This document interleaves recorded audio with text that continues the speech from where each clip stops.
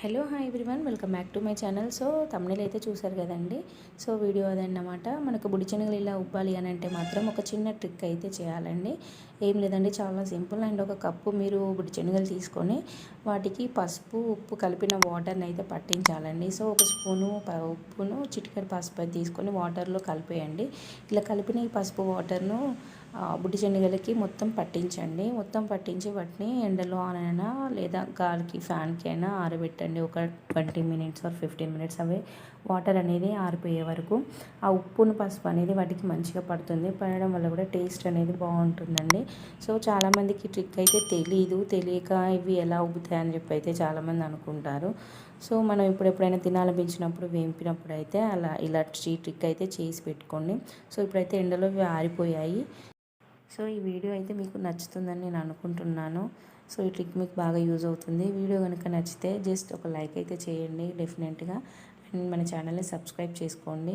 మంచి మంచి వీడియోస్ అయితే నేను చేస్తూ ఉంటాను. అండ్ ఇప్పుడు మీరైతే ఒక గిన్నె తీసుకొని అందులో ఒక పావు కిలో అంత ఉప్పు అయితే తీసుకోండి.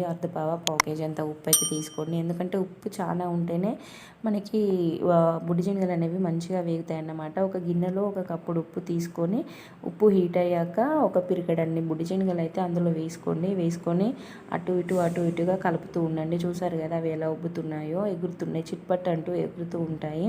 అండ్ చూస్తున్నారు కదా ఎలా ఎగురుతున్నాయో.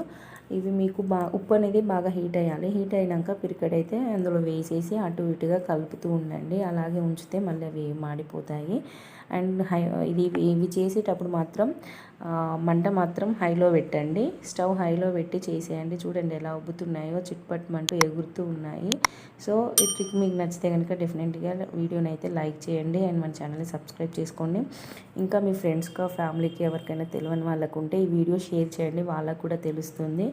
And please thank you for watching. Please just like చేయండి.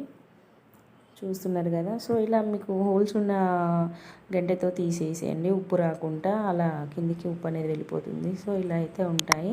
టేస్ట్ కూడా బాగుంటుంది. ప్లీజ్ లైక్ చేయండి, సబ్స్క్రైబ్ చేసుకోండి, షేర్ చేయండి. Thank you for watching.